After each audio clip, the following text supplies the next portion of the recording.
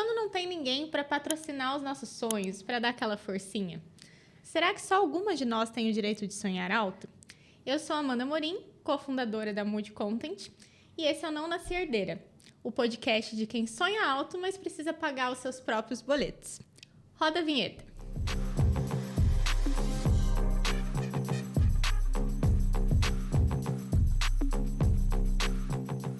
E no episódio de hoje, eu recebo a Vetusa Pereira, uma grande amiga que tem um sotaque delicioso de Salvador, é mãe da Sofia, hoje ocupa o cargo de gerente de diversidade, equidade e inclusão no Grupo Heineken. É um tema que eu me interesso muito, que eu tenho muito apreço, e ela vai ter muito para falar para a gente nesse sentido. Também é uma pessoa genuinamente interessada por outras pessoas, que gosta de saber a história, da onde as pessoas vêm, e acho que por isso a gente teve uma conexão genuína desde o começo da nossa relação, que começou profissional, e hoje acredito que é uma grande amiga também. Então, é um prazer te receber aqui, Vete. Seja muito bem-vinda ao Não Nasci Herdeira. Eu amei essa apresentação. Já amo quando começam me apresentando como a mãe da Sofia e quando eu me sinto em casa. Então, aqui me sinto em casa, com você me sinto à vontade. Obrigada pelo convite. Tô felizona. Eu que agradeço. Acho que a gente podia começar contando um pouquinho como a gente se conheceu, né? Sim. Nessa introdução. Então, a gente se conheceu através da Mood, né? Da produtora, que hoje a gente está aqui no estúdio, fazendo um primeiro trabalho. E eu sou muito grata, porque você foi uma das primeiras pessoas que acreditou no nosso trabalho. E estamos aí com a parceria até hoje, né? Mas como que não acredita, né? Quando eu recebi o seu convite para vir aqui hoje, eu falei, cara, como que não ia dar certo isso, né? Não era tipo oi, você topa gravar comigo? Tipo uma mensagem solta. Não, tinha um convite lindo, com contexto, com foto, com identidade visual. Então, vocês sempre me ganharam em tudo, assim, na parte profissional e como pessoas também. Eu vi que tinha tudo a ver. Ai, que bom. Fico muito feliz. Então, vamos começar a conhecer um pouquinho melhor você, Vete, aproveitar essa oportunidade. Eu gosto de começar conversando com meus convidados, entendendo um pouquinho mais da história deles, da origem, de onde eles vieram, quais eram os primeiros sonhos. Então, voltando lá para Salvador, depois você foi para o interior também, eu quero entender como foram os primeiros sonhos da Vetusa, como que você começou a tua vida profissional? Olha, eu nasci em Salvador. Logo pequenininha, eu fui morar numa cidade muito pequenininha, chama Gandu. Então, eu passei a maior parte da minha infância, um pedaço da minha adolescência nessa cidade. Nunca ninguém ouviu falar, porque não é uma cidade turística nem nada. Uma vez um amigo falou, Vetusa, para de falar que você mora em Gandu, porque Gandu é menor que o Projac. Então, é uma cidade bem pequenininha mesmo. Meus avós estão lá hoje, minha mãe está lá. E eu acho que eu passei a minha infância, pelo menos, querendo ser artista. Eu queria fazer alguma coisa das artes, eu cheguei a fazer curso de teatro, eu queria gravar comercial de propaganda de TV, assim. Eu queria cantar, mas daí eu percebi logo cedo que eu não tinha talento para isso. Mas quis dançar, quis atuar. Então, acho que eu tinha, enquanto criança, esse lado da arte, assim, muito aflorado. E tinha alguém para te inspirar nesse sentido ou era uma coisa sua? Não, era uma coisa minha. Tipo, na minha escola, todos os anos, uma série específica era responsável por fazer a peça de apresentação da festa da escola. Então, tipo, a minha seria daqui a 3 anos. Eu participei disso os 4 anos, os 3 até chegar e depois o último, porque sempre faltava alguém e eu era voluntária. Me chama, eu quero participar. Então, sempre fui interessada por isso. E isso chegou a aparecer no meu imaginário na época de escolher a profissão de verdade, assim, né? Será que eu faço teatro? Será que eu presto vestibular para alguma coisa nesse sentido? E a minha mãe sempre falava, faz o que você quiser, faz o que você gostar. Não teria bastante liberdade. Tinha liberdade para isso, mas eu acho que era um sonho que, para mim, estava longe da realidade. Assim, também não tinha ninguém por perto que eu pudesse perguntar, mas e aí, como faz? Depois, como que trabalha, né? Então, parecia tão distante, assim, que eu falei, acho que não, né, não é para mim, não vou aparecer na Globo quieta. E aí eu tive devaneios, assim, sobre profissão, mas eu nunca tive uma coisa que eu falei, é isso, um sonho de infância, uma coisa que eu me imaginei, me projetei muito fazendo. E na época mesmo de prestar vestibular, de escolher minha profissão, eu acho que eu fui até inocente, assim, no que eu escolhi. Eu escolhi cursar a matéria que eu mais gostava da escola, Então, eu era apaixonada por biologia. Eu tive uma professora de biologia no meu ensino médio que eu achava a pessoa mais inteligente do mundo, assim. Achava o máximo. Tudo que ela falava, eu achava o máximo. E aí, quando eu fui contar para ela que eu pensei em prestar biologia, ela ficou muito feliz com isso. Acho que ela se sentiu, sei lá, de alguma maneira homenageada e tal. E ela me contou como era a rotina dela e tal. Então, eu acho que foi assim a possibilidade de conversar com alguém que pudesse me contar sobre a profissão também. Foi uma primeira referência externa, talvez. Exato, exato. Eu vim de uma família muito pequena, uma família muito bacana, mas que eu não tive assim outras gerações que cursaram universidade, que fizeram algum curso. Os meus avós não, meu avô foi alfabetizado com 18 anos. Assim, ele aprendeu a ler e a escrever na oficina mecânica que ele trabalhava. A minha avó já estudou um pouco mais, mas faculdade não era nenhuma possibilidade para ela. Na outra geração, que é da minha mãe, dos meus tios, ninguém também. Daí o primo da minha mãe, né, filho da minha tia-avó, foi a primeira pessoa que fez uma faculdade quando eu entrei no meu curso. Ele ainda cursava um curso de design e eu fui tipo a segunda pessoa da família a entrar na universidade. Então, eu não tinha muito com quem conversar sobre isso dentro da minha própria casa, assim. E você acha que entrar na universidade já era em si uma grande conquista? Já era. Que eu senti muito também isso quando eu entrei na universidade. Para mim, estar no ambiente universidade era uma realização tão grande, assim. Você sentiu? Eu senti e eu tive uma coisa que era... Eu entrei numa universidade, eu fiz licenciatura em Ciências Biológicas. Eu tinha muitas colegas no meu curso que já eram professoras e precisavam se regularizar, né, para continuar trabalhando e tal. E eu só era estudante. Então, por um ano, quase um ano, eu só estudei. A minha família me ajudava financeiramente, era uma universidade pública, então não tinha custo de mensalidade, nada. Mas me ajudava, assim, tipo, com o sustento, sabe? E eu falava, tipo, eu só estudo, eu faço faculdade. E todo mundo da minha família achava isso o máximo. Era motivo para orgulho. Era orgulho, tanto que todo mundo me ajudou muito, assim. Eu fui morar em outra cidade, daí precisava, né, de, sei lá, cama, colchão, essas coisas. Aí uma tia dava uma coisa, outra tia dava outra. Todo mundo em prol de um sonho muito coletivo, assim. Então, já foi uma grande conquista. Mas não era, assim, um sonho da vida. E tinha muita mística em cima do meu curso também. Em algum momento eu descobri já, antes de me formar, que não seria essa a minha carreira. Você acha que você não conseguiu ter muita estratégia na escolha do curso, apesar de entrar na universidade ser uma super conquista? Sim, eu acho que eu fui super inocente na escolha. E eu descobri, acho que no meio da faculdade, que o meu maior desejo mesmo era proporcionar mobilidade social para mim e para as pessoas mais próximas de mim. Eu tenho irmãos bem mais novos que eu e tal.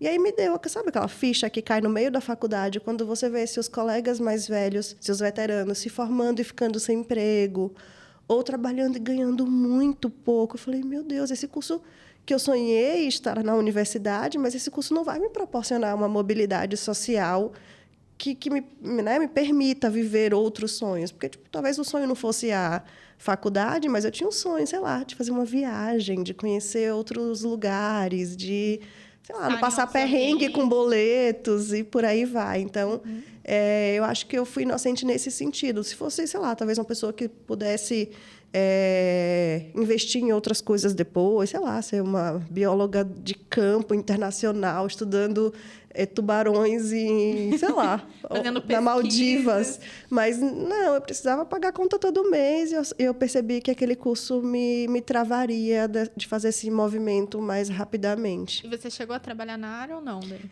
Eu trabalhei, durante a faculdade, eu trabalhei com iniciação científica, então pode me perguntar qualquer coisa sobre abelhas que eu sei te contar. Ah, maravilhoso! Eu pesquisei abelhas durante a faculdade, eu amava. Quando eu terminei a faculdade, e durante também, né, já do meio da faculdade para o final, e depois que eu terminei, eu dei aula. Então, eu fui professora de biologia. Às vezes, quando alguém me pergunta qual a sua profissão, sabe que você tem que preencher uma ficha em algum lugar? Eu ainda escrevo professora. Jura? Porque eu acho que, assim, eu sou professora, estou fazendo outras coisas, mas, sei lá, sabe o diploma que eu peguei, assim, de professora? E eu gosto de fazer isso. Acho que até um plano de aposentadoria. Quem sabe um dia eu volto a dar aula, não mais de biologia, não sei muitas coisas. O pai vem com um bicho, assim, que bicho é esse? Eu falo, gente, eu não faço a mínima ideia, não atuei nessa área. Mas eu daria aula de outras coisas ainda, porque eu gosto da sala de aula. Sim, e se a gente for pensar, cruzando os pontos, né, dos caminhos que a sua carreira foi levando, tem muito da didática na sua profissão, né? De ensinar, de trocar, de estabelecer diálogo.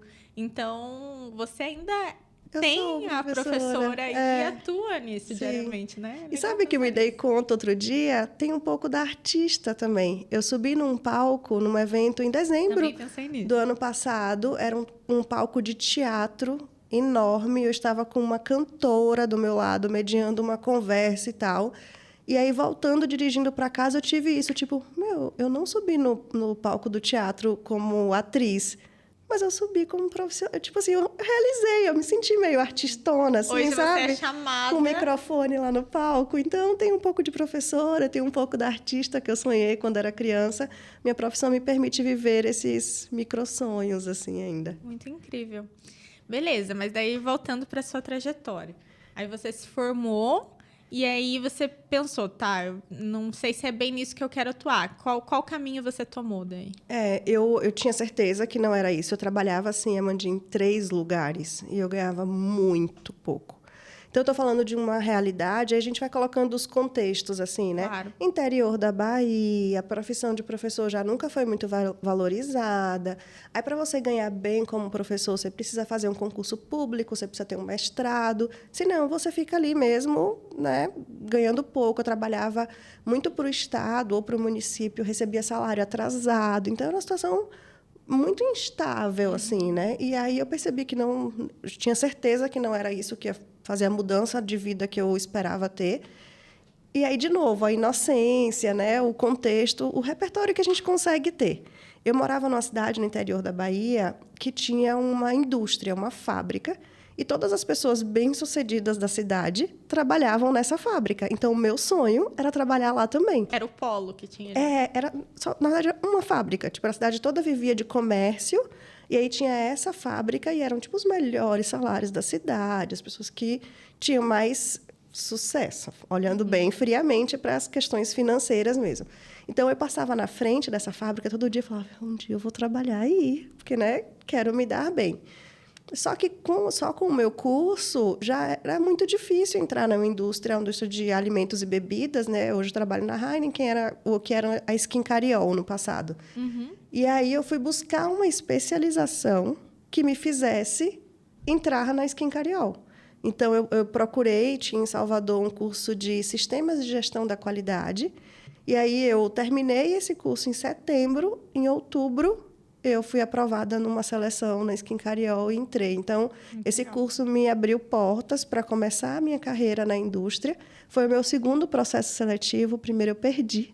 Então, eu já tinha tentado antes, tinha perdido, no segundo eu passei, e aí eu mudei a minha carreira para o que tinha na região. Então, nessa época, eu já tinha a noção de que ser professora não rolaria, mas eu também ainda não conseguia sonhar muito longe do meu entorno, assim, né? Das pessoas que eu conhecia na cidade, do que eu via ali. Então, repertório faz muita diferença. Se eu já for fazer uma conclusão aqui, repertório já faz muita diferença. Eu não sabia nem com o que eu podia sonhar. Eu sonhava com o que estava muito próximo de mim, assim, né? Não tinha um olhar muito amplo para isso. Nossa, você estava falando, eu estava refletindo aqui sobre justamente essa questão de repertório e o que você tem em volta, quem vê você se destacando, que vira a tua referência ali, né? Eu, por exemplo, meu primeiro estágio, na verdade o segundo, comecei estagiando na Universidade Tecnológica Federal do Paraná, e aí eu vi que todo mundo comentava que tinha um estágio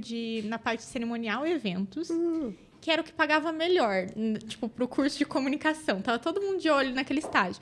Não era um sonho meu trabalhar com eventos, mas eu falei, aqui tem uma oportunidade de eu ganhar mais e eu já começar a tocar minha vida e gerar mais oportunidades, e foi o estágio que eu peguei. Então, às vezes, talvez, pessoas que tenham mais oportunidades e muita gente já formada na família tem um leque tão grande de possibilidades Sim. que a pessoa se permite sonhar muito alto, né?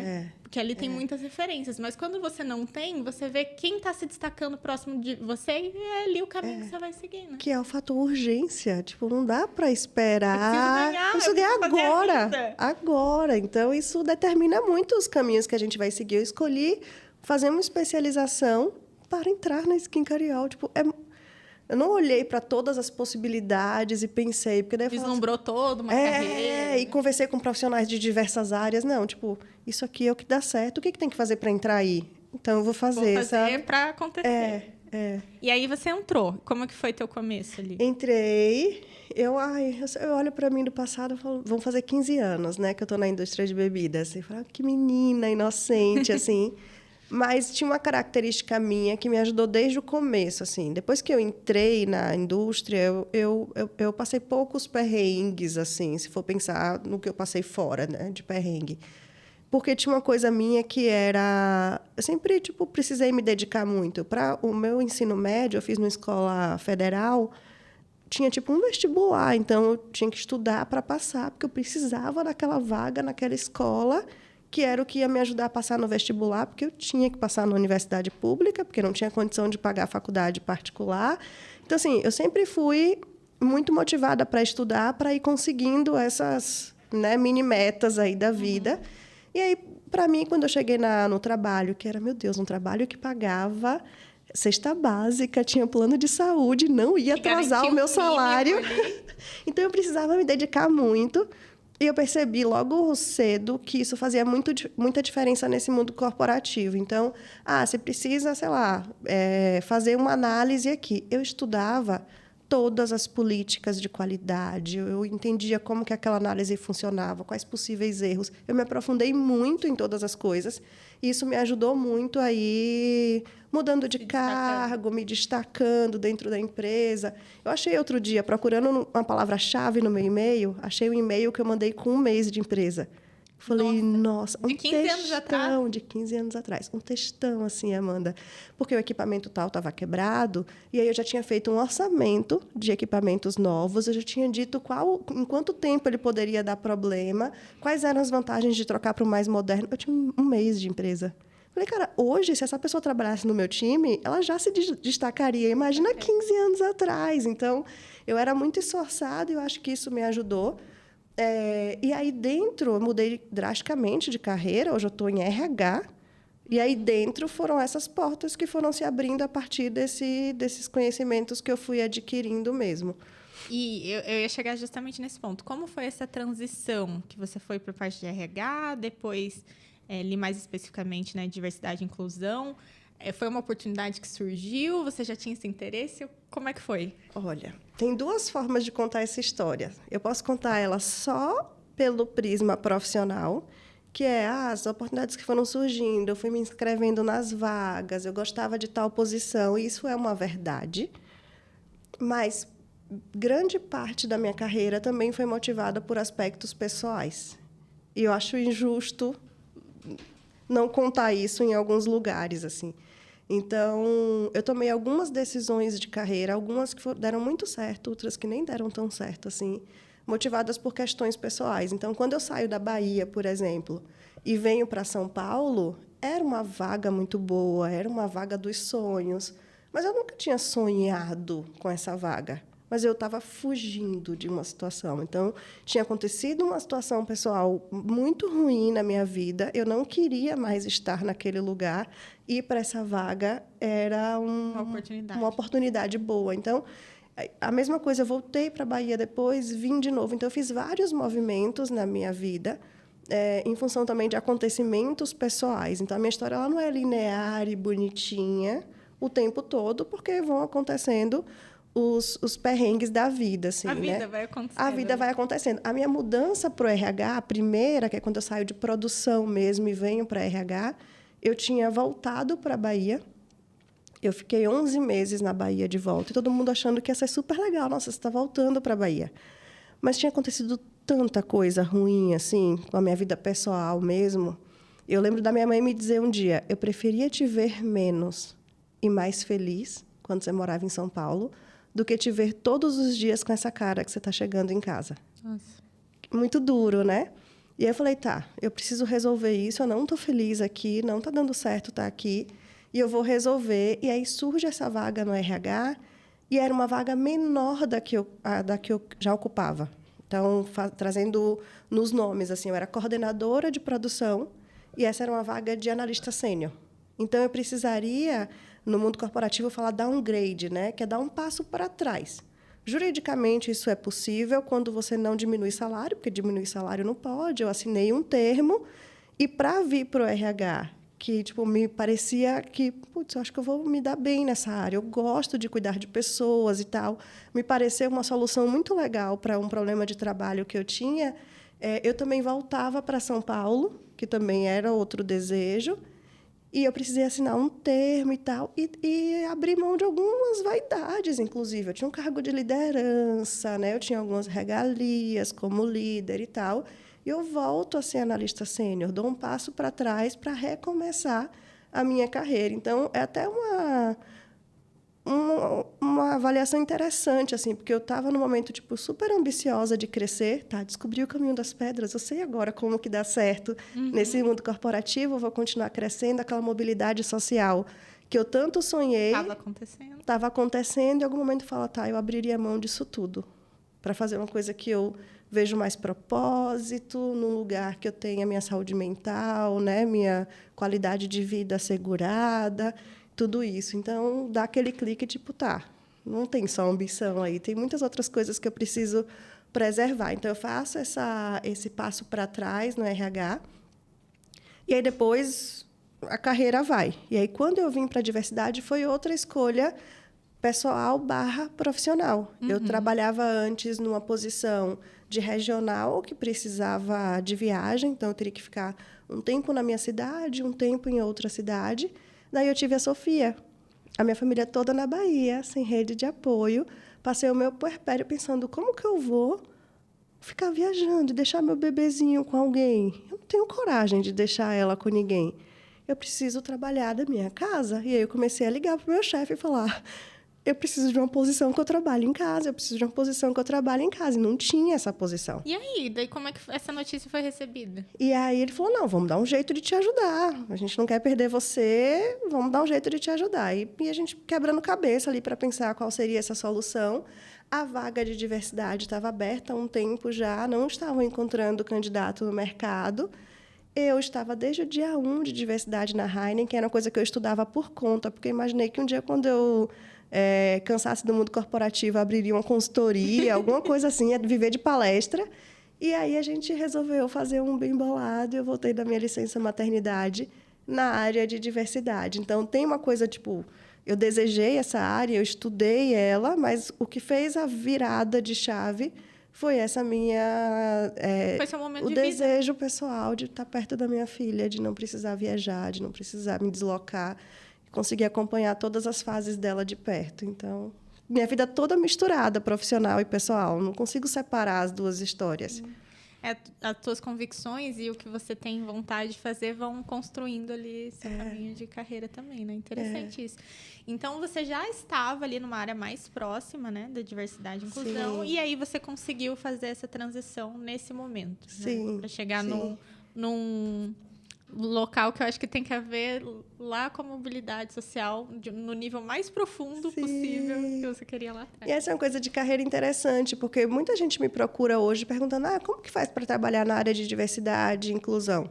E a gente trabalha nas empresas, não só na que eu trabalho, mas em várias, com grupos de afinidade, com pessoas voluntárias e tal. E a pessoa, nunca participou de um grupo de voluntariado, nunca participou de nada, ela acha que, magicamente, quando abrir uma vaga de diversidade, ela vai ser a pessoa escolhida. E eu sempre conto isso, eu estava no dia 1 da diversidade. Oi, eu quero participar. Ei, me deixa participar disso aqui. Foi muito fácil. Já era algo que te interessava, que as pessoas viam você envolvida, Sim, né? Foi muito fácil me associar a essa vaga depois. Putz, a Vetusa, ela adora esse tema, ela conhece, sempre esteve envolvida, vai dar certo nessa vaga. Então, se a gente tem um desejo, um sonho, a gente não precisa necessariamente só do cargo para ir, né? Dá para ir encontrando caminhos de viver as coisas que a gente gosta também. Então, essa é uma coisa que eu sempre conto. Vai fazendo. Totalmente. Uma hora chega. o cargo. A minha trajetória no audiovisual foi assim também, né? Porque eu não fiz uma formação em audiovisual. Eu fiz uma formação em comunicação, mas como eu amava, a primeira oportunidade que eu tinha para escrever um roteiro, para participar de uma produção, eu ia me enfiando. E aí, lógico, com o tempo, fui me especializando e entendendo cada vez mais a área. Mas eu sinto isso também, às vezes as pessoas... e acho que tem um papel social aí do Não Nascer Herdeira de falar um pouquinho sobre isso, que você tem que criar esse tipo de oportunidade. Sim. Porque, às vezes, as pessoas ficam numa posição muito passiva, esperando que alguém a veja Sim. e te entregue. Mas se você não se mostrar, se você não demonstrar interesse, se muitas vezes você não trabalhar voluntariamente, aparecer nas coisas, Sim. ninguém vai te enxergar nesse lugar. Sim, vai chegar alguém depois com um currículo de Harvard, com 350 trabalhos voluntários na África, não sei o que, e vai tomar sua vaga. Exatamente. E, Vete, indo agora para um lugar um pouco do recorte de gênero e de raça, né? Você conseguiu chegar numa posição muito cobiçada de gerente de diversidade e inclusão. Eu queria entender um pouquinho como foi para você conquistar todos esses degrauzinhos, assim, pensando também na questão do gênero, né? Você vem do ambiente de fábrica, quais foram os desafios que você encontrou? E como você lida com eles hoje, né? Porque eu entendo que o seu papel também é fazer com que a vida de outras mulheres que estão nessa posição seja um pouco mais fácil. Então, como é que foi para você lidar com isso? Não, imagina que eu comecei a minha primeira posição de liderança foi numa fábrica. Tinham 15 pessoas com o mesmo cargo que eu. Eu era a única mulher. E os outros 14 eram homens. E se você não tem uma convicção, uma certeza muito grande, é uma armadilha, assim. Então, eu caí nessa armadilha de me vestir de um jeito diferente, de falar parecido com os meninos, sabe? Para pertencer, ou para ser respeitada, ou para não ser assediada, talvez. Enfim, são muitas camadas, assim, né? Então, se inserir naquele grupo, né? Se inserir. Tipo, você não vai com uma calça mais apertadinha quando você trabalha numa produção que tem um monte de homens. Você vai com a calça mais larga, você não deixa um pedaço da barriga aparecer e por aí vai. Então, tem toda essa parte do dia a dia que acaba, sem planejar muito, a gente se percebe cuidando. Então, isso é uma coisa que hoje eu falo, a gente precisa ensinar os homens a respeitarem as mulheres com a roupa que elas estiverem, falando do jeito que elas quiserem falar, sendo elas, assim. E não aceitar mais que as mulheres precisem se modificar tanto para sobreviver nesse ambiente. Então, isso é pauta dos nossos treinamentos, das nossas rodas de conversa e tal, porque não dá para aceitar mais, né? Total. Eu acho que você entrou num ponto bem específico e verdadeiro desses códigos não escritos. Porque muitas vezes o preconceito, a falta de aceitação tá nisso dos pequenos hábitos, né? Da roupa que veste, de como é olhada, de como são as trocas. Então, tem muito disso que nós mulheres, às vezes, a gente tenta se enquadrar para não sofrer tanto com essas questões, né? Sim, sim. Meio que passar despercebido, assim, né? E aí é muito velado isso, né? Não tem uma matéria na faculdade, nem está no treinamento de onboarding da empresa. É meio que um mecanismo de sobrevivência, assim, que Exatamente. Você vai descobrindo e aí que, tipo, a gente não quer mais que ninguém passe por isso e precise descobrir, né? Mas é um longo caminho. Se eu te disser, está resolvida essa questão, imagina, eu estaria super mentindo, assim. A gente, acho que melhorou muito como sociedade, a gente evoluiu muito como empresa, mas a gente ainda tem mulheres passando os seus perrengues, assim, no mundo corporativo, nas áreas operacionais e por aí vai. Então, essa é uma parte que eu acho que tem um longo caminho ainda pela frente. E do ambiente de fábrica para o corporativo, você sente que os desafios são os mesmos, que muda? São completamente diferentes. Completamente diferentes.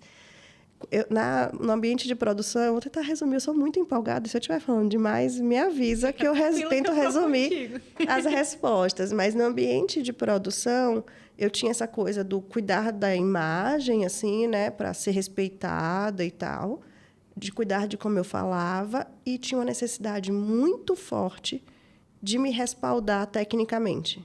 Então, assim, eu nunca poderia deixar uma brecha de que ninguém duvidasse de uma decisão que eu tomei, de uma colocação que eu fiz numa reunião. Então, eu devorava documentos, livros, tudo. Você sempre respaldada.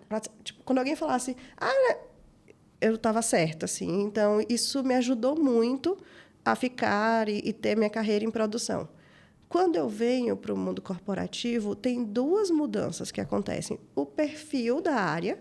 Então, eu venho para o mundo corporativo saindo de produção e vindo para o RH. No RH, o time é majoritariamente feminino, só que eu também faço uma mudança de estado, Amandinha. Eu acho que essa foi o maior desafio da minha carreira, total. É ter saído lá do interior da Bahia e ter vindo para São Paulo. Eu não moro nem trabalho presencialmente em São Paulo, né? Eu moro no interior, trabalho no teletrabalho, mas o meu... Tá pertinho. Tá pertinho. O escritório fica em São Paulo e tal. A mudança cultural, para mim, foi a mais espantosa, assim. Então, por exemplo, eu acabei de chegar e o time se encontrou, se reuniu e tal, conversa vai, conversa vem, entrou o assunto intercâmbio. Todas as minhas colegas tinham feito um intercâmbio, ou mais de um, ou em mais de um país. E eu, assim, intercâmbio? Tipo, como é isso? Mas como é que faz? Faz no meio da faculdade? Tranca a faculdade? Será que termina a faculdade, depois viaja? A faculdade paga? Quem será que paga isso? Para mim, era um negócio total... Tipo, eu nunca tinha ouvido alguém falar que fez intercâmbio para depois trabalhar bem e tal. No meu ciclo de amizade, inclusive, eu tenho hoje amigos que migraram para outros países e tal, mas, naquele momento, faculdade, não sei o quê, isso não era um assunto, pauta comum. uma pauta. Era um negócio muito distante de mim e onde eu trabalhava era coisa mais corriqueira. Então, ter vivido experiências internacionais, ter fluência num outro idioma. Jogar tênis no final de semana. Eu acho tênis clássico. Tênis, chique. As pessoas perguntavam sobre as faculdades. Que faculdade você fez? Eu fiz essa, eu fiz essa. Tipo, isso não era uma pauta onde eu vivia. Que faculdade você fez? Fiz faculdade. Eu fiz faculdade. Então, o mundo corporativo, com essa mudança de estado, trouxe para mim uma sensação de que, meu Deus, os desafios são outros completamente diferentes. Então, eu tinha entendido o código e aí não era mais aquele código. Eu precisei entender tudo de novo para sobreviver. Eu acho que foi muito mais difícil do que a primeira experiência, assim, com pessoas que eram mais parecidas comigo, culturalmente e tal, mas eram homens, né? Sim. E nesse momento do corporativo, você tentou se adaptar para ficar mais parecida com essas mulheres? Sim. Como é que foi isso? Tenho até vergonha de contar essa parte, porque eu vou te contar de trás para frente como foi isso. A minha irmã veio me visitar um dia. Vou passar uns dias das minhas férias com você. E aí ela veio para minha casa, a gente tem muita intimidade, sempre dividimos roupa, sabe? Aquela irmã que uma veste a coisa da outra. Minha melhor amiga. E aí ela abriu meu guarda-roupa para pegar alguma coisa, eu acho que era blusa de frio, porque foi um dia que esfriou, a minha irmã, imagina, né? Não tem nenhuma roupa de frio. Ela abriu meu guarda-roupa para pegar alguma coisa e falou: precisa usar farda no seu trabalho? Essa é uma diferença também. Aqui em São Paulo fala uniforme para vestimenta de trabalho, e a gente na Bahia fala farda. Aqui farda é só quando acho que para policial e tal, né? Eu mudei meu vocabulário inteiro para ser entendida. Mas com minha irmã, meu marido fala que a gente se fala, parece que baixou um dialeto. No mesmo dialeto, na mesma linguagem. Então ela falou: você tem que usar farda para trabalhar? Eu falei: não, todo mundo vai com a roupa que quiser. Ela falou: então por que você quer ir com essa roupa? E eu fiquei assim, ó. Te deu um choque? Tipo, não tinha nada a ver comigo, meu guarda-roupa. Meu guarda-roupa tinha calça social e camisa de botão. Parecia uma fantasia, porque aquilo não tem nada a ver comigo, nada, nada. E essa pergunta da minha irmã, tipo, ela não tem noção do quão poderosa foi. Porque eu percebi que eu falava de um jeito diferente, então ela brincava comigo. Ela é paulista agora, ela fala não sei o quê. Cá, Amanda, não sei o quê, que tem essa preposição na frente. Então, ela brincava com o jeito que eu falava, porque eu peguei muito fácil. E parece bobagem, pega o sotaque fácil. Mas o meu jeito de falar mudou porque eu precisava ficar me explicando o tempo todo. Precisa usar farda? Farda, é uniforme. Tipo, aqui é o jeito certo de falar, e o jeito que você fala é estranho, ou é engraçado, ou você precisa me explicar. E aí, com o tempo, eu fui trocando o meu vocabulário inteiro e eu falava de um jeito que... Você estava se tornando uma pessoa que você não era. Que eu não era. E aí, eu comecei a me vestir para pertencer, parecido com as pessoas que eu convivia ali também. E aí, essa pergunta da minha irmã fez esse clique na minha cabeça. Meu Deus, até o jeito que eu me visto está diferente. Os meus desejos estão diferentes. Aí, o negócio foi ficando mais profundo na análise, assim, a partir da pergunta da roupa. E eu percebi que eu tinha caído nessa armadilha, assim, de ter tanta vontade de fazer parte daquele grupo, porque eu estava num cargo que eu queria, no escritório corporativo da Heineken, imagina e tal, que eu tentei me parecer com todo mundo. Mas não tem jeito, porque não é uma coisa que você veste e funciona. Eu acho que no curto prazo dá uma sensação de que, beleza, agora eu sou mais aceita, meu grupo entende melhor, né, essa pessoa que eu tô aqui. Mas, no longo prazo, o custo é muito alto, né? Sim. É muito... Porque vai além da roupa. Você tenta concordar com o que as pessoas falam, sendo que você pensa o contrário daquilo. E você fala, como que todo mundo acha que é verde, só eu vou dizer que deveria ser vermelho? Aí você percebe que tem uma coisa... quando a gente trazendo agora, né? Para o lado de diversidade, equidade e inclusão. Quando a gente fala de pertencimento, de inclusão, é isso. Tipo, não adianta você contratar uma pessoa super diferente. Então, meu time só tem homens, vou trazer uma mulher. Só tem pessoas brancas, vou trazer uma pessoa negra. Se você esperar que ela se comporte igualzinha às outras. Então, você quer uma foto diferente. Você não quer pessoas diferentes, contribuindo com diferentes pontos de vistas.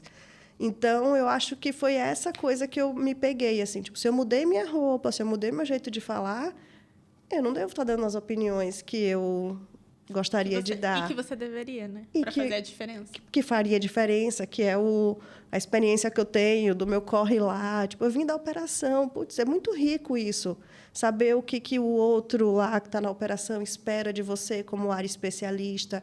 Como que o programa pode ficar mais alinhado, né, para dar certo naquele lugar. Mas se você não usa esse repertório, porque ele parece, sei lá, bobo, ou chulo, ou qualquer coisa assim, não adianta nada você ter trazido toda essa bagagem e não ficar confortável de usar, né? Então, eu acho que essa mudança, para mim, foi a mais drástica. E aí eu começo um caminho de volta a quem eu sou. Eu vou falar do meu jeito, eu vou vestir o que eu gosto para resgatar quem eu era, porque eu me senti meio... Ai, não sei se eu posso falar palhaça, porque os palhaços podem se ofender, né? Mas, tipo, eu me senti meio personagem, assim, sabe? Um personagem. Então, eu comecei um caminho de volta que demorou longos anos, assim. E nessas mudanças, você sentiu que as pessoas próximas estranharam? Que elas ficaram felizes? Que elas estranharam? Como é que foi? Ai, tem os dois lados, assim, né? Tem o lado, tipo, do seu ciclo mais próximo de afeto. Hoje, a grande parte das minhas amizades vieram do meu trabalho. Porque eu vim de outro estado, não conhecia ninguém aqui. E toda uma vida na empresa. Toda uma vida na empresa, meu ciclo é esse. Então, para as pessoas que estão mais próximas, que eu chamo de amigas mesmo, isso foi muito legal e bem aceito e comemorado, entendido e tal. Mas quando você vai para um lugar que as pessoas não conhecem sua história, não sabem do caminho e tudo, isso ainda gera uma estranheza, assim, tipo...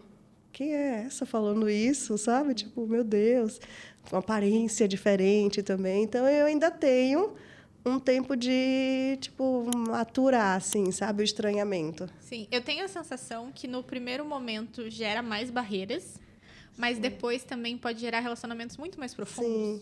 Sim. Porque ali você está sendo mais autêntica, você está trazendo a sua vivência, né? Todo o seu repertório. Então, as pessoas que precisavam se conectar com você, elas vão. Sim. E talvez naquele outro momento não conseguiriam. Não, hoje eu estou num time super maduro e a gente percebe isso com muita tranquilidade. Tipo, como que cada uma, podendo ser autêntica, consegue contribuir com uma fortaleza que a outra não tem. Tipo, eu sou péssima com algumas coisas muito metódicas, assim, tem que ser desse jeitinho minucioso e tal.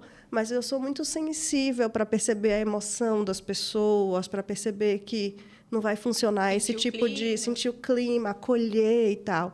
E aí a gente tem outra pessoa no time que tem o oposto das características. Acaba passando despercebido algumas coisas mais sensíveis, mas maravilhosa para planejar uma ação, para fazer as coisas mais práticas e pragmáticas. E aí, se a gente consegue ser autêntica, o time fica muito forte. Eu ia falar palavrão. O time fica muito forte. E a gente se reconheceu outro dia por isso. Tipo, olha que nível que a gente atingiu. A gente consegue falar o que pensa, consegue ser autêntica. Olha os resultados que isso traz, assim. As potencialidades aí sobem aos olhos. É.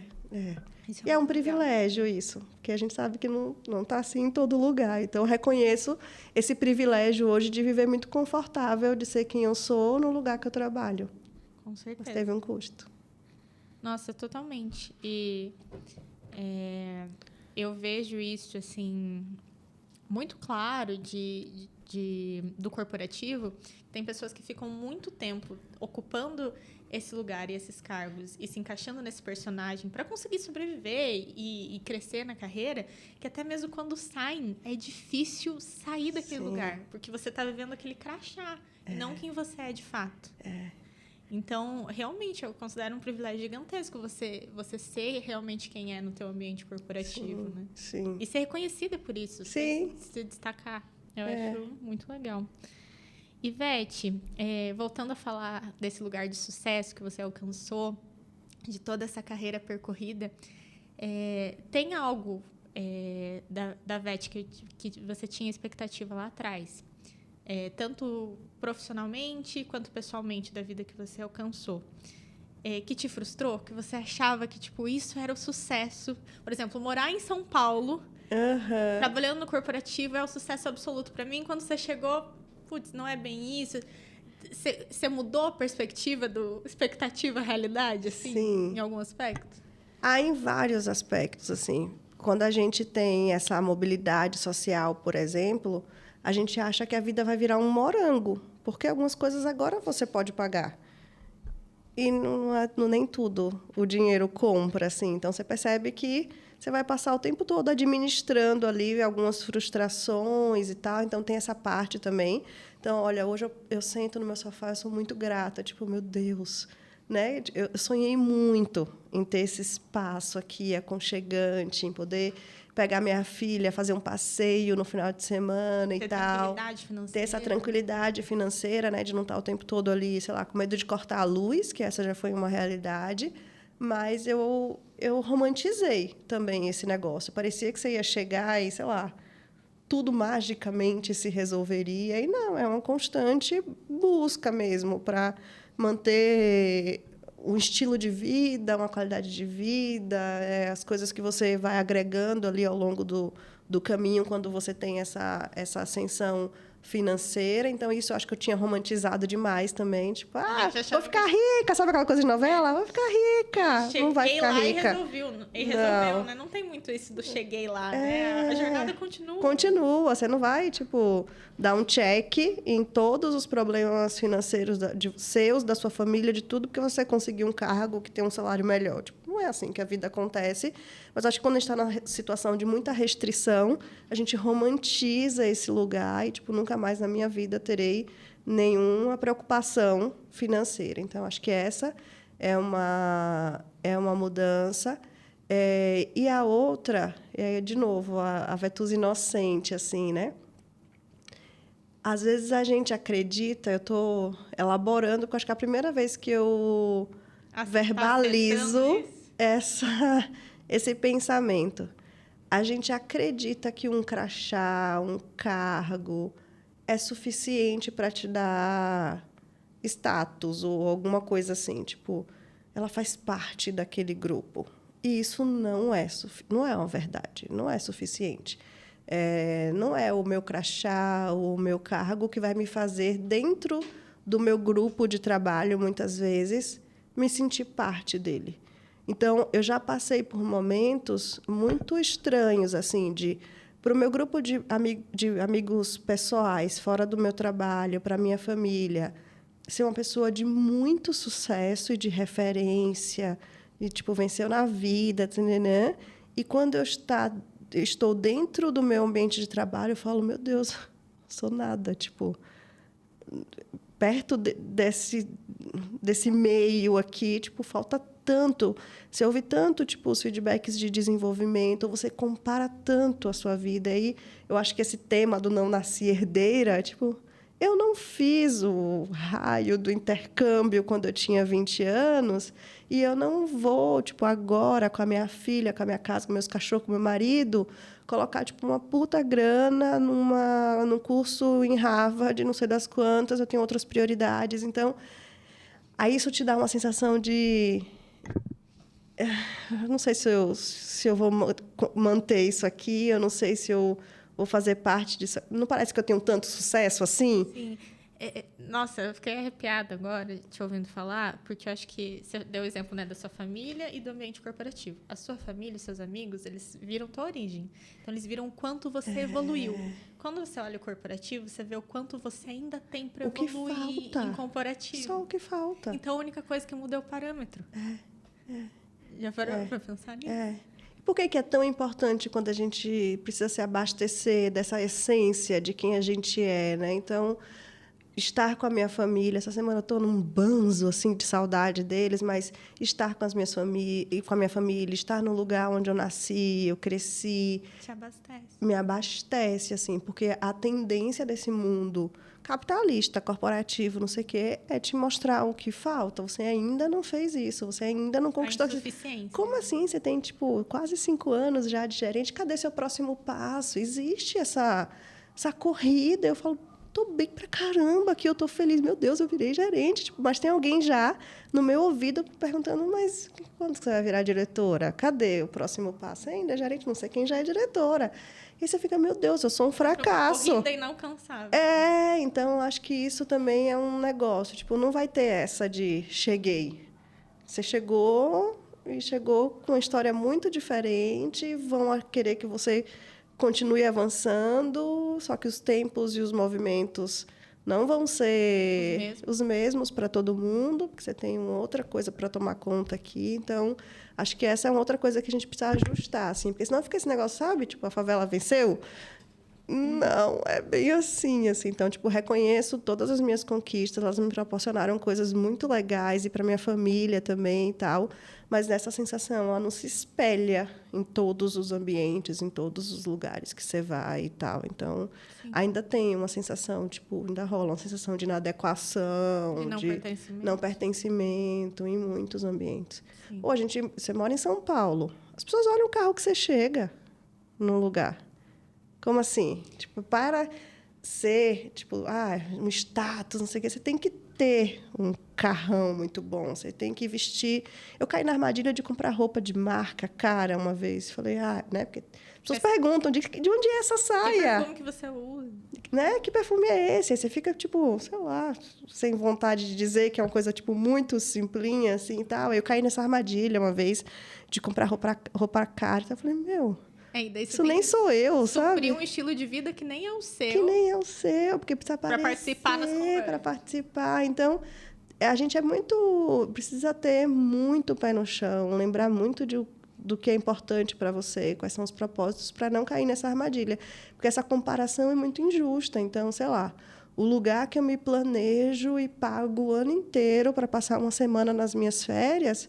é o lugar que, muitas vezes, pares minhas passam qualquer final de semana, casual. Uhum. Então, você fica, tipo, o tempo todo comparando. Mas, cara, esse dinheiro não veio do mesmo lugar, não é o mesmo compromisso financeiro e tal. Eu preciso me lembrar disso o tempo inteiro para não cair nessa armadilha de tentar correr atrás disso. Como ver o que está faltando e não reconhecer tudo que eu conquistei, assim. Então... tenso. Sim. Não, eu estava falando disso essa semana. Eu estou morando agora em São Paulo, aqui na Vila Madalena, né? Vila Madalena, Pinheiros, que é um bairro bom da cidade e tal. Eu estou morando no lugar mais chique que eu já morei na minha vida.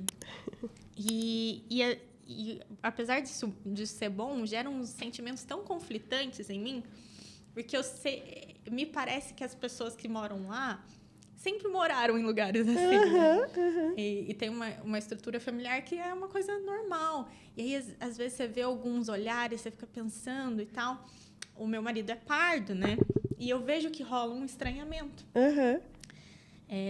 Então, você tem que ter um trabalho de cabeça muito forte para não se deixar levar e pensar que aquilo não é para você, que você não devia estar ali, sabe? Que tá errado, que você tá forçando uma situação que não deveria ser sua. E aquela armadilha, você fica toda hora, tipo, vai dar alguma coisa errada e eu vou perder isso aqui. Você fica o tempo todo nesse medo de perder. Insegurança constante. Porque é essa sensação de inadequação. E você falou de um negócio que me puxa outra linha de raciocínio, porque a gente falou aqui um pouco de desigualdade de gênero, né? Comparando homens e mulheres.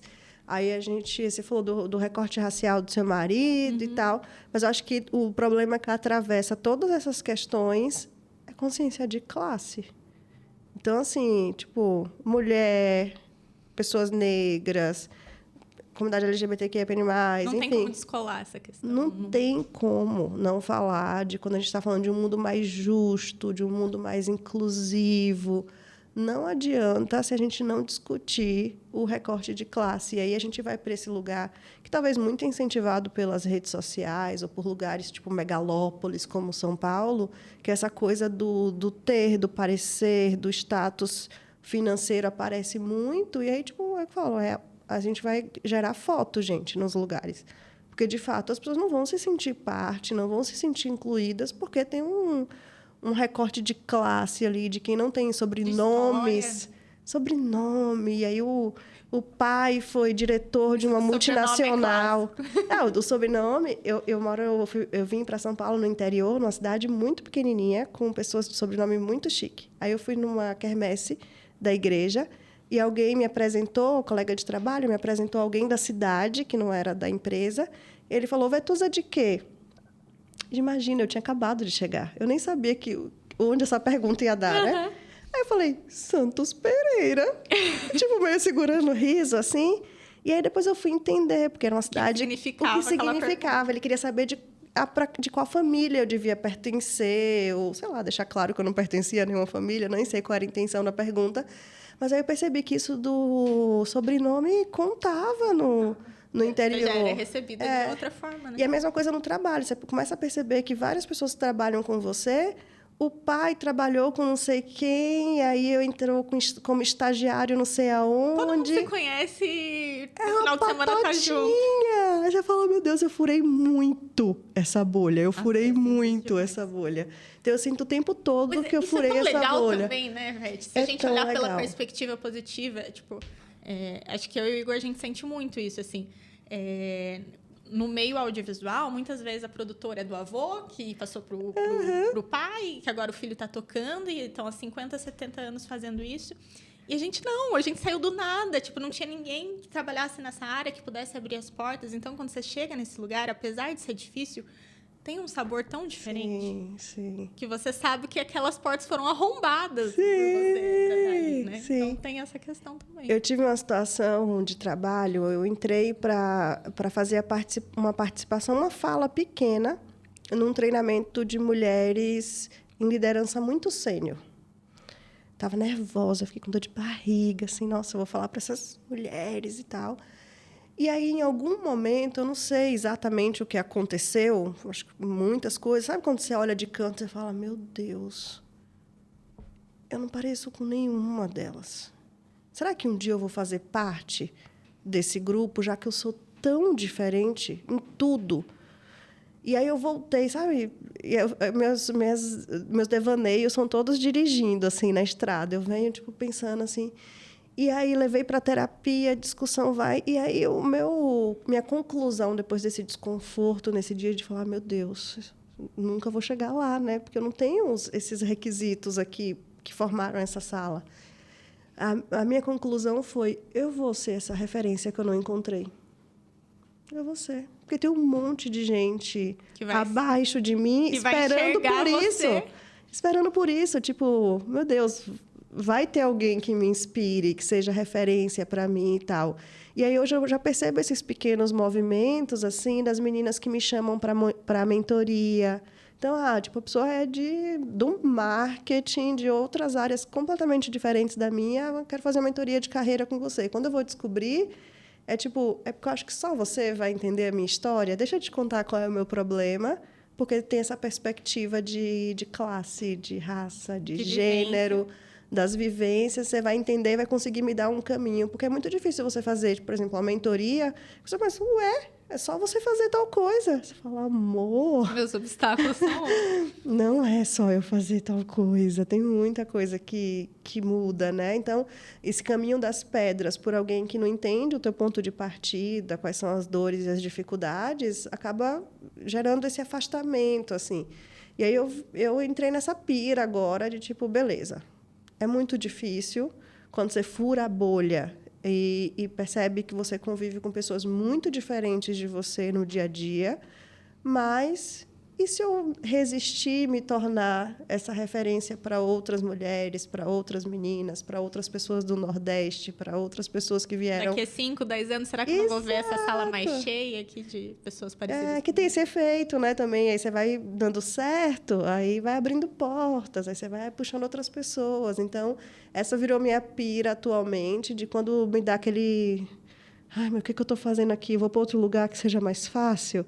Eu falo, não, eu vou Tem ficar gente aqui. pra eu puxar. Tem gente para eu puxar, tem gente que está olhando para mim e falando... Se ela conseguiu, eu também vou conseguir, não vou desistir agora. Eu aguento mais e aí sigo firme, assim. Mas acho que tem que se agarrar em alguma coisa para se manter. Perfeito, Vete. Nossa, eu acho que a gente terminou tão bem essa parte do programa que eu não quero nem continuar Estragar com com outra outras coisa. perguntas. Eu acho que a gente entregou um recado importante aqui. E agora eu tenho o quadro, né, que você já viu do programa, que é o Stop de Herdeira. Vou até olhar um pouquinho para a minha câmera aqui, para explicar novamente para vocês. Então, esse é um quadro para a gente brincar um pouquinho, né? Depois de ter falado muito assunto sério aqui e espero ter inspirado vocês de alguma maneira. E agora a gente vai fingir que a nossa história é outra, que a gente nasceu herdeira, super abastadas, com todos os privilégios.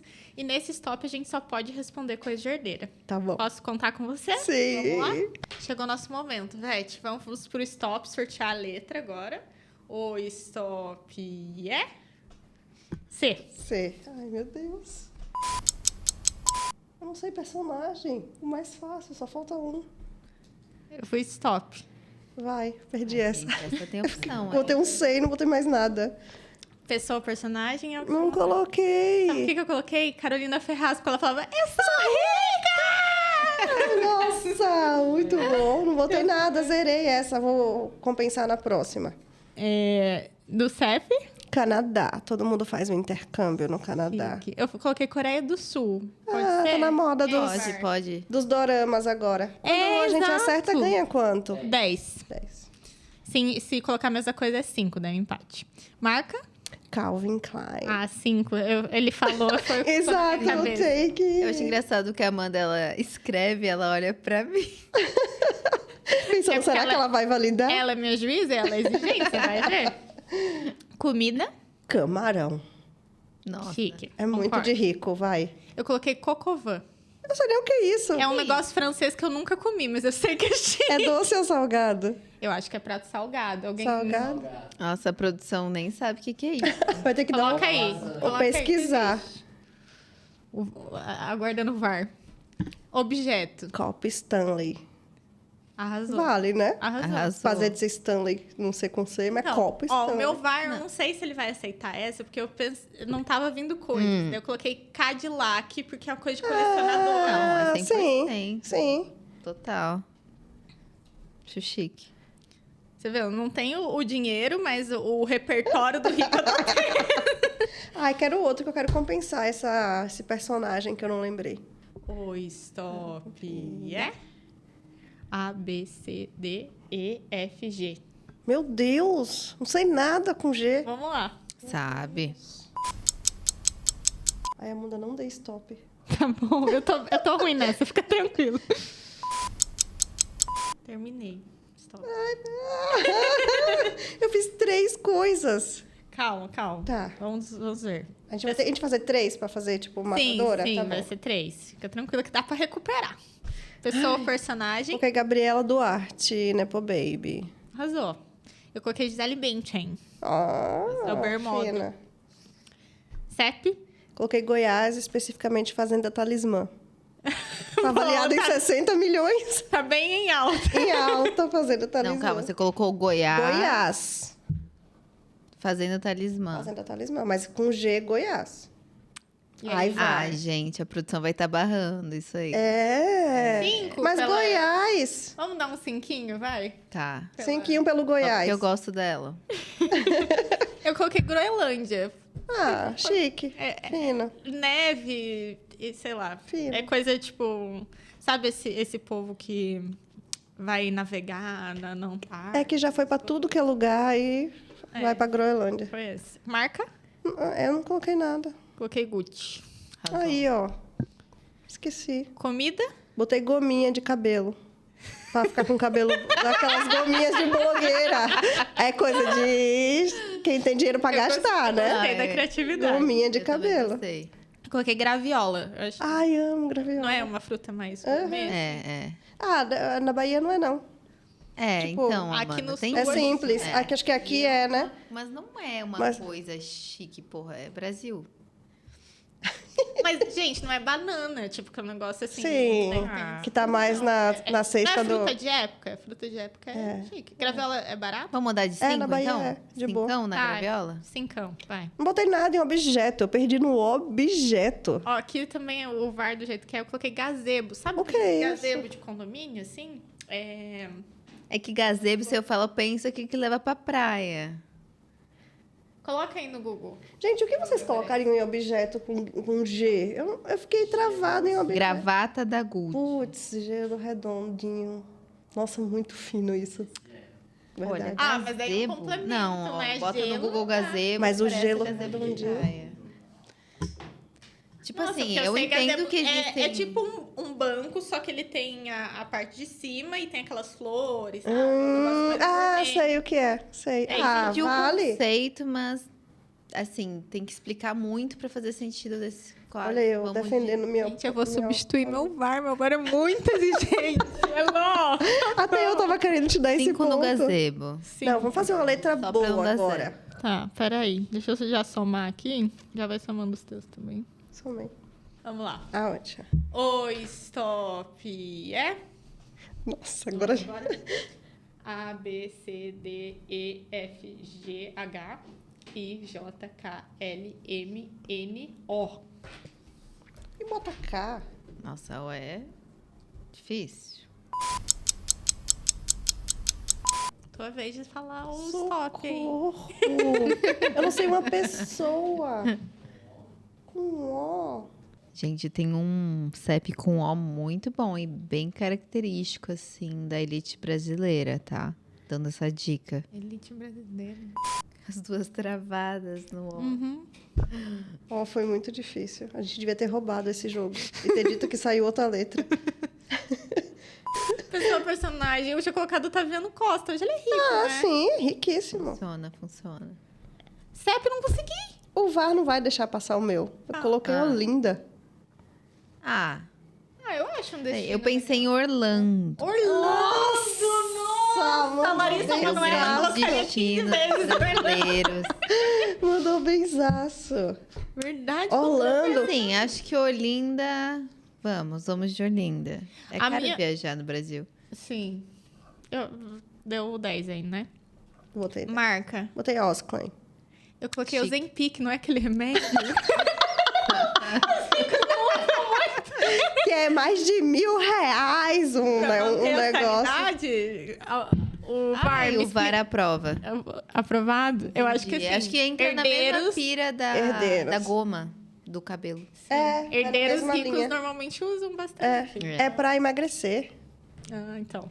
Então, com certeza. Sim. Ai, ganhei 2 quilos nas férias. Ozempic, R$ 1.000. É, comida. Ovos, pochê. Como é que escreve? Não sei. Não sei nem A falar. Beth vai colocando uns complementinhos. Mas não, gente, uma Não, pessoa ovo pobre pochê, vai legal. pegar a condução, ela faz um ovo pochê? Não, ovo mexido, ovo cozido, ovo pochê é aquela coisa do rico, que aí parte assim, ó. Tem que Vem num ir negocinho girando. assim. É o ovo Chique. pochê, aquele que você cozinha na água. É, tem todo- Você abre ele É a e você gourmetização fica do girando. Não, você recebe ele na mesa, tem tipo um suporte de ovo. Aí ele vem em pezinho pra mas você. aí esse não é ovo pochê. Esse não é o pochê? Não. Tá vendo o meu nível de Esse pobreza? é ovo Eu achava molê, que isso era o ovo sei pochê. lá.